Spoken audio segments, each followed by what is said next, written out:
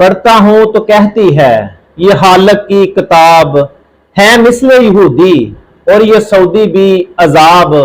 इस कौम के बारे में क्या लिखें जो काबे की कमाई से पीती है शराब। कतर में लव सेल पैलेस में डोनाल्ड ट्रंप खबीस के अजाज में शानदार तकरीब का इनेकाद किया गया और ना सिर्फ कतर ने उस कुत्ते का एक शानदार इस्तकबाल किया बल्कि 200 अरब डॉलर्स के 160 हवाई जहाज खरीदने का उनसे जो है ना मुआहदा कर लिया। यानी ये सेम मुआहदा वैसे ही हुआ था जैसे सऊदी अरब ने अमेरिका के साथ मुआहदा किया कि जनाब हम तुम्हें तेल देंगे और तुम हमारी दफाई हदूद का जो ख्याल रखना उसका दफा करना।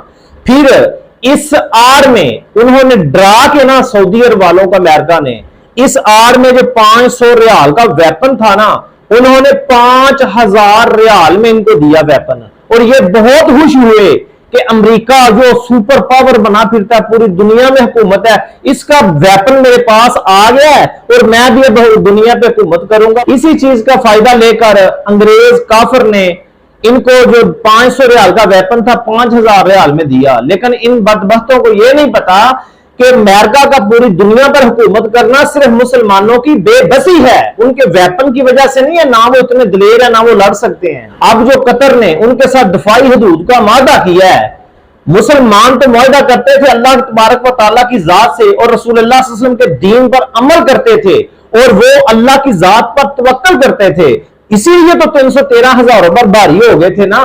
और फिर मुसलमान इज्जतों की बुलंदियों पर थे, मुसलमान इज्जत में थे।